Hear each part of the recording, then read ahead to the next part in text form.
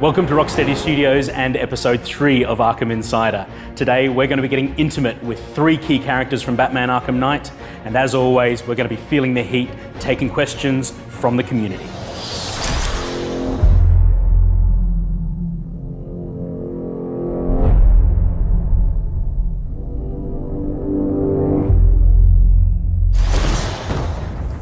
I want you to imagine a city. A city broken and crushed under our feet. Take that picture. Hold on to it. We'll make it happen.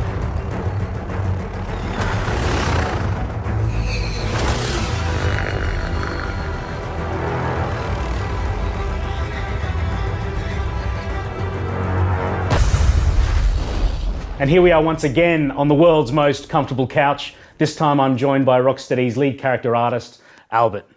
Big Albert, how you doing? I'm very good, thank you very much. We're coming to the end of the production of the game. Yeah. You're looking pretty relaxed. You feeling good? Yeah, I'm feeling good. Yeah? Bring it on. I said bring on the next one.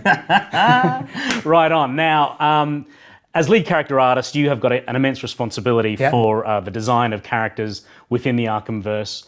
We're going to look at a few right here. The first one being the Arkham Knight, and what we know about him is he's the commander of this immense military force that has invaded Gotham City. So talk us through how the reality of his role in the game has influenced the design of him as a character.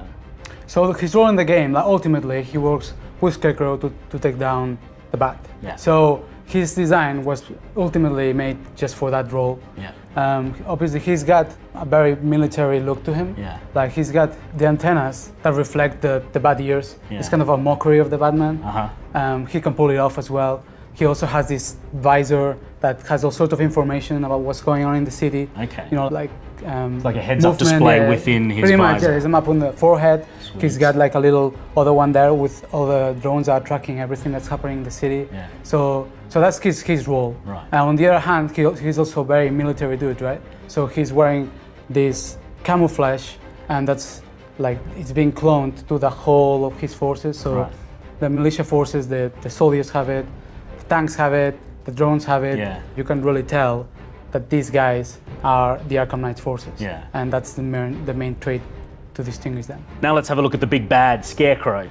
So clearly Scarecrow is the mastermind, the puppet master, Yes. the guy who's coordinating the forces of the Rogues Gallery to take down Batman as a collective force of evil.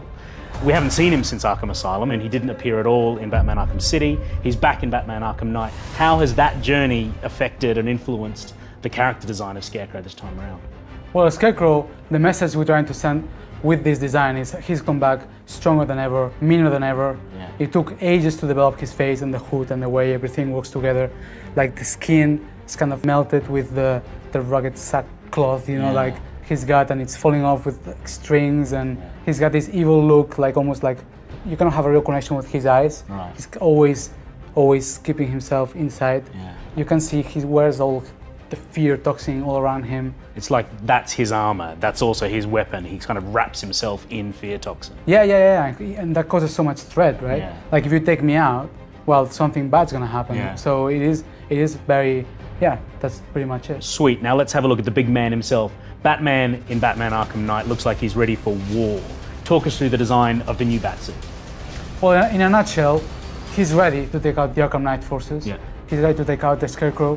And yeah, the Batsuit needs to reflect that. It needs to reflect he's more flexible, he's stronger, he can move faster, he can take all the force that it takes to glide around the city at incredible heights.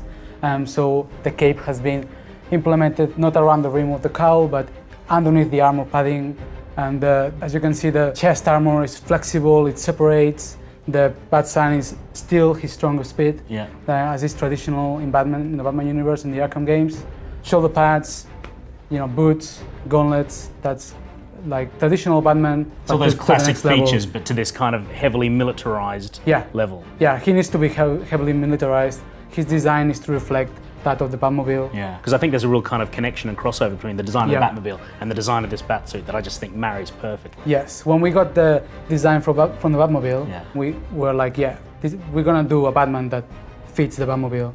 We kind of took all the shapes, took all the colors, the materials, and tried to make them, like to make a connection between the two. Yeah. So human and machine. Man and machine together, Yeah, that's it. facing down the forces That's of the it. Arkham Scarecrow. You say it, man. Boom. All right, Albert, it's clear that more than just a little bit of love has gone into the creation of these characters over the last 4 years. How do you think Batman fans are going to react when they play Batman Arkham Knight? Well, we hope that they're gonna love the designs. We always watch for what they say on YouTube, what they say in the forums, make sure that all the feedback is addressed as much as possible, because they are the people who know about Batman, right? Yeah. So I just wanna make sure that everything is good with them, is good with us, everyone's happy. So yeah, 4 years, this is it. A whole lot of love. Yep, a whole lot of love, man. That was Albert the Character King here at Rocksteady Studios. We're joined once again by Ian Ball, lead designer. Of course, Albert is back. Question number 1 comes in from Brandon. Boom!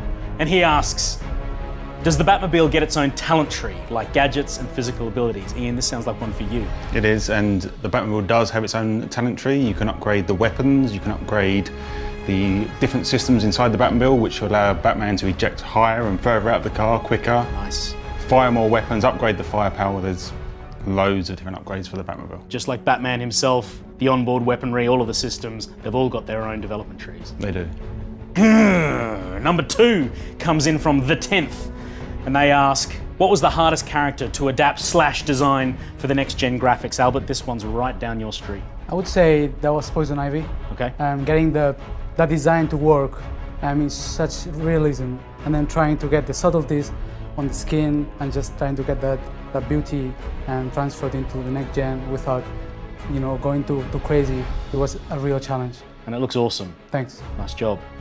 Question number 3, Headby asks, what was the design and decision-making process for the looks of the characters?